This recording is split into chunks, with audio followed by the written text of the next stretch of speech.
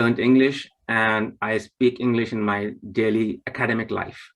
So I was lacking a good translation from English to Arabic and vice versa. So my abilities were limited because of that. So let us say when you were studying Arabic, you have words, Arabic words and vocabulary and the grammar on the books without having anyone to practice Arabic with, because you don't have enough practice. So it was what they call it sometimes, like the grammar translation method, when you memorize a lot of vocabulary, but you don't practice it in speaking or listening, like I think. Okay, then you came across teacher Abdelrahman and you started learning Arabic. So can you tell us, a little bit more about your current experience in learning Arabic, teacher Abdelrahman, and after that, mention some of the advantages. So what do you do first in this curriculum? How do you study? Then tell us a little bit about the advantages. So with Sheikh Abdelrahman, the advantage is that he knows Arabic. He is a local Arabic speaker from Jordan. Because of that strength, I had a one-to-one communication with him only in Arabic. I started with the book Al-Arabiyyatu Baina Yadak. The latest version has 4 volumes. The first volume went very fast. Also, in part because I had some knowledge of the vocabulary from my previous experience. So I have classes with him maybe 4 or 5 times a week. The classes go on for an hour, sometimes less, sometimes more. And I practice the book with him only in Arabic. There's no English involved, partly because he does not speak English, and partly because I can rely on my own to search for the meanings. And do you think that this is going to help you a little bit, what they call it, the communicative approach, when the teacher uses only the target language, in this case, Arabic? So do you think that this is a good experience that you have talking to him, practicing what you read, not only just reading in a book and using your eyes, but also using your tongue and your brain more? Does that help and help you improve your Arabic, you think? Well, I think definitely. The whole concept about learning a new language is to use it. And this is what I do in this class. I use Arabic. I listen in Arabic. I reply in Arabic. I do not write it because I'm not, that's not my goal. Although the book has some writing exercises. So I am trying to learn more by actually using it. Okay. Do you wish that the book or the curriculum or teacher has something that will help you personally through your experience? Yes, and that's only because of my goals.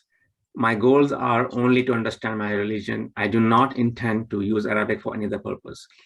At a professional level, my only goal is to use Arabic for studying some historical documents or to understand some social sciences, which I can use in my research.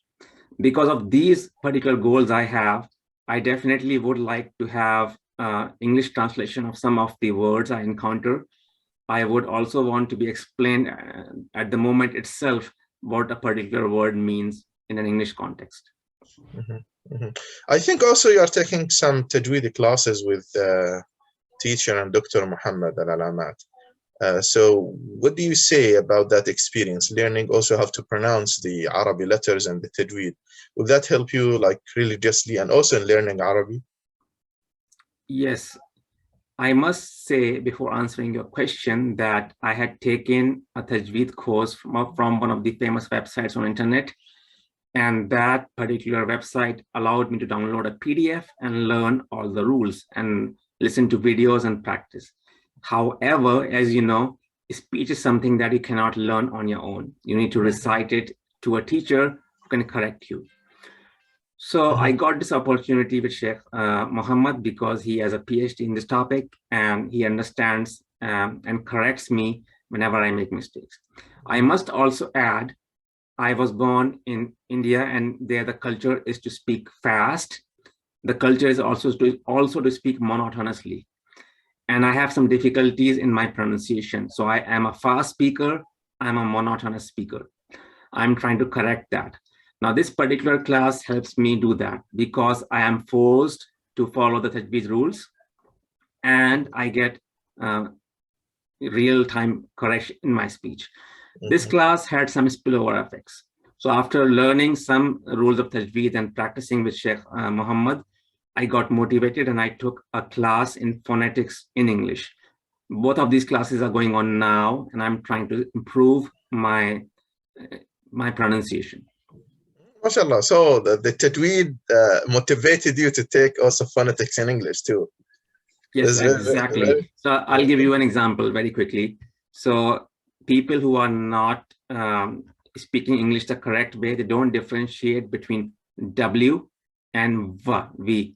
So the W is spoken by bringing your lips together like woo, and V is spoken by putting your teeth on the lower lip like V. Now, I was not aware of these things until I took the phonetics class. So I'm learning a lot. It's only the beginning, but both classes are going on for me side by side. And then the last time I talked to Dr. Muhammad, he told me that the Quran reading has improved. I guess he started from Surah Al-Baqarah, from the beginning of the Quran.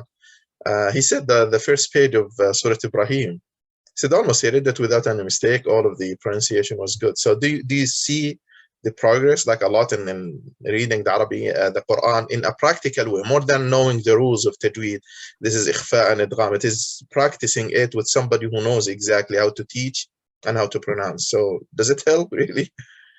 Yes, it helps. I must caution the listeners that they should not expect anybody to speak like any sheikh in Saudi Arabia who's reciting the Quran, because everybody has their speech abilities and their voice is different. So I'm not somebody who can sing. So I can only improve my speech to a point where I can clearly and consistently speak sentences. So this is what I'm getting from the class, and it's really helpful. I am able to speak better than before, and I hope to continue it. Alhamdulillah, alhamdulillah. May Allah subhanahu wa ta'ala can increase you, inshallah, in knowledge, inshallah. Whether in Arabic knowledge, in Quranic knowledge, Islamic knowledge, and also in your field, educational policy, inshallah. Jazakallah kul khair, and thank you for giving us a few minutes here to talk about your experience. Thank you for Inshallah. Inshallah.